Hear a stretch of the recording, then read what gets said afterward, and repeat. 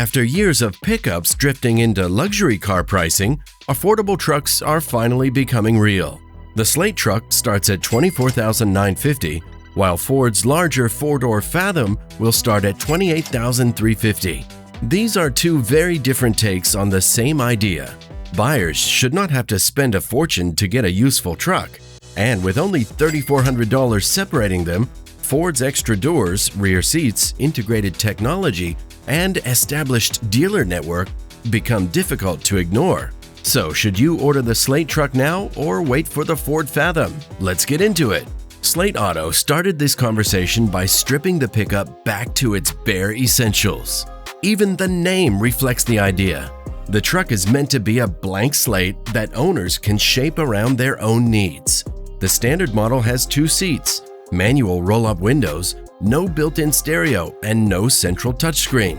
It also comes with unpainted composite body panels in a single gray finish, which owners can leave as is or cover with a custom wrap. From there, buyers add the equipment, accessories, and appearance upgrades they actually want. Ford's approaching the same problem from the opposite direction. The Fathom name is meant to suggest depth and understanding, while the truck promises 4 doors, 5 seats, modern technology, and an attainable price. It will also debut Ford's new universal EV platform, using a structural battery, fewer parts, and a new assembly process to cut costs. Ford calls it a Model T moment, which sounds like plenty of marketing hype. Now it has to prove it. The trucks will be considerably different in size. The Slate is genuinely tiny by modern pickup standards. It measures 174.6 inches long, 70.6 inches wide, and 68 inches tall, with a short 108.9-inch wheelbase. It'll fit easily into most garages and parking spaces without the usual full-size truck maneuvering. Ford hasn't unveiled what the truck will look like yet, so we created a few renderings. Ford describes the Fathom as a 4-door mid-size pickup truck, but we expect it to be closer in size to the Maverick, not the Ranger. We also expect the Fathom to have a bed measuring about 4.5 feet long. Ford has confirmed an open bed and a front trunk, providing useful storage at both ends. Ford also says equipment can be secured in the bed, likely through some form of available tonneau cover. The Slate's bed is already a known quantity. It measures just over 5 feet long with the tailgate closed and about 6 feet 9 inches with it lowered. Bed volume is 35.1 cubic feet, while the front trunk adds another 7 cubic feet. Payload capacity is projected at 1,550 pounds, although maximum towing is limited to 2,000 pounds. That's enough for building supplies, camping equipment, motorcycles, and most weekend projects without requiring a full-size truck. Ford has not released equivalent figures, but we expect approximately 1,500 pounds of payload and at least 3,500 pounds of towing, while an extended range or dual motor version could potentially reach 5,000 pounds. The cabin may ultimately create the biggest separation between them. Slate gives buyers 2 seats, 2 doors, manual windows, physical climate controls, a small driver's display, and no factory touchscreen or built-in stereo. Owners can mount a phone or a tablet, bring a Bluetooth speaker, add power windows, and choose from a large catalog of accessories. There is something genuinely refreshing about that approach. Slate does not force buyers to purchase an expensive package just to get that one feature they want. It also avoids the increasingly common dashboard design where every function requires digging through touchscreen menus. For a commuter, delivery vehicle, small business truck, or a second vehicle, that simplicity could be exactly right. But simplicity comes with homework. Slate offers a huge catalog of accessories, from power windows and audio systems to storage upgrades and exterior equipment, and many of them are designed for owners to install themselves. Slate University provides step-by-step DIY videos, which will appeal to hands-on buyers, but anyone who just wants a finished truck may see the extra time and effort as another hidden cost. Ford's taking a more conventional approach. The Fathom will include a large central touchscreen with integrated Apple Maps, Apple CarPlay, Android Auto, a digital key, Ford app controls, and over-the-air software updates. Every Fathom will also be BlueCruise capable. Think of BlueCruise as Ford's more highway-focused answer to Tesla's full self-driving system. On compatible divided highways, it can control the steering, acceleration, braking, and lane positioning, without requiring your hands on the wheel. You still need to watch the road and remain ready to take over. BlueCruise will likely require a subscription or separate activation because Ford is still a car company and was never going to become completely charitable. But making every Fathom BlueCruise capable means buyers should not need an expensive trim level just to gain access. Ford says the Fathom will provide more passenger volume than a Toyota RAV4, so we expect usable rear seats, a relatively flat floor, and practical storage. Both trucks use dedicated electric platforms to reduce cost and complexity. Slate's proprietary Slateboard architecture supports its modular and highly customizable design. Ford's universal EV platform uses a structural battery, large aluminum castings, fewer fasteners, and substantially less wiring to free up space and reduce assembly cost. The Fathom will be the first model built on it, but Ford plans to expand the platform into a broader family of affordable EVs across several body styles. The Fathom's interior will be basic, with cloth seats, simple door panels, and plenty of hard plastic. That's perfectly acceptable at this price. What matters is whether it feels durable and thoughtfully designed rather than merely cheap. Performance should strongly favor the Fathom. The Slate will be offered exclusively with rear-wheel drive. Its single rear-mounted motor produces approximately 181 horsepower and 195 pound-feet of torque, with power delivered through a single-speed reduction gear. Slate estimates 0 to 60 miles per hour in 8 seconds, with a top speed limited to 90 miles per hour. Those figures are modest, but perfectly adequate for a basic commuter truck. It should feel responsive around town and work well for daily driving, although buyers in the snow belt may wish Slate offered all-wheel drive. Ford has confirmed that the entry-level Fathom will also use rear-wheel drive, powered by a permanent magnet motor designed and built by Ford. An available all-wheel drive system will add a second induction motor at the front axle. Ford says the Fathom will accelerate about as quickly as a Mustang EcoBoost, likely referring to the dual-motor model reaching 60 miles per hour in the mid-4-second range. But we expect the base truck to produce around 250 horsepower and reach 60 miles per hour in approximately 6.5 seconds.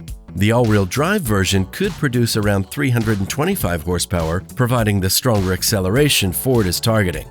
Either configuration should feel noticeably quicker than the Slate. All-wheel drive will also give the Fathom an advantage for towing, passing, and winter driving.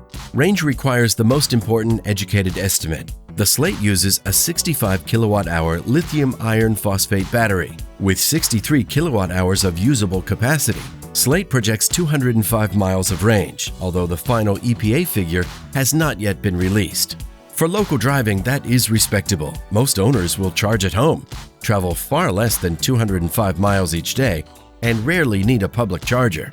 The Slate is not intended for frequent interstate road trips or long-distance towing.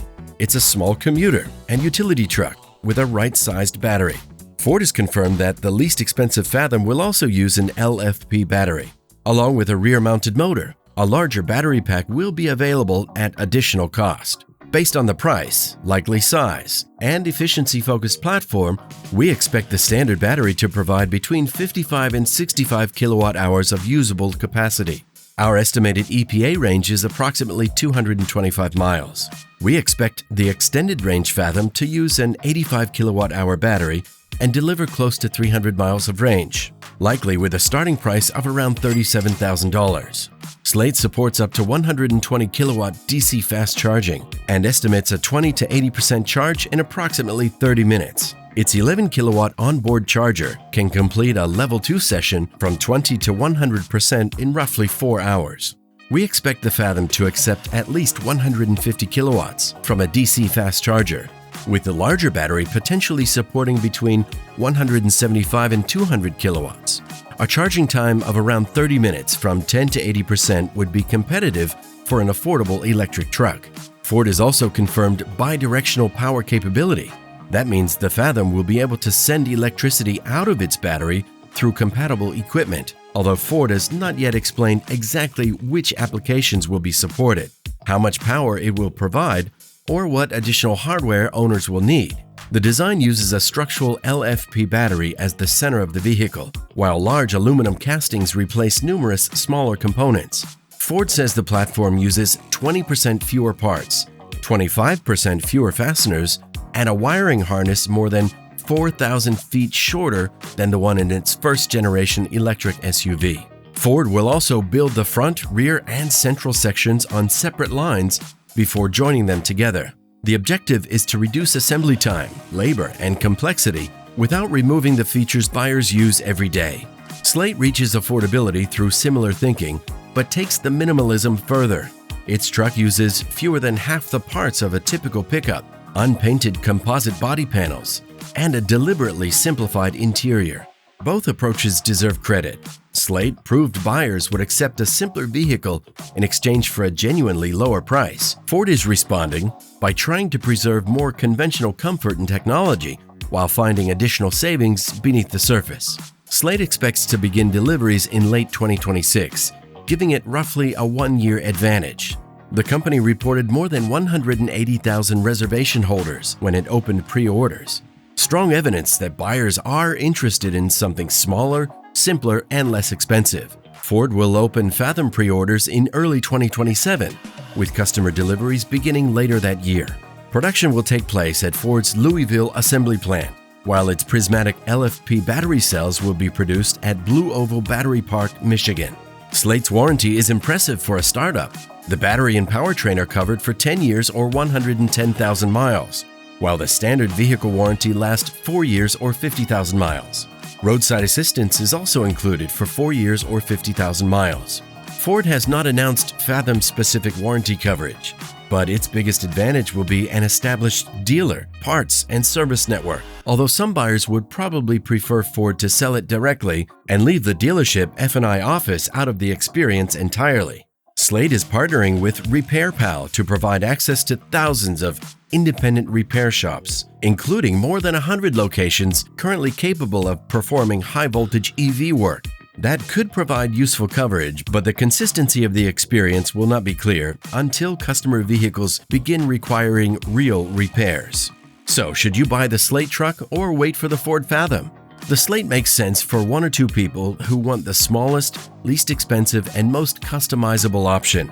It arrives sooner, offers a useful 5-foot bed, and should work well as a commuter, small business truck, or a second vehicle.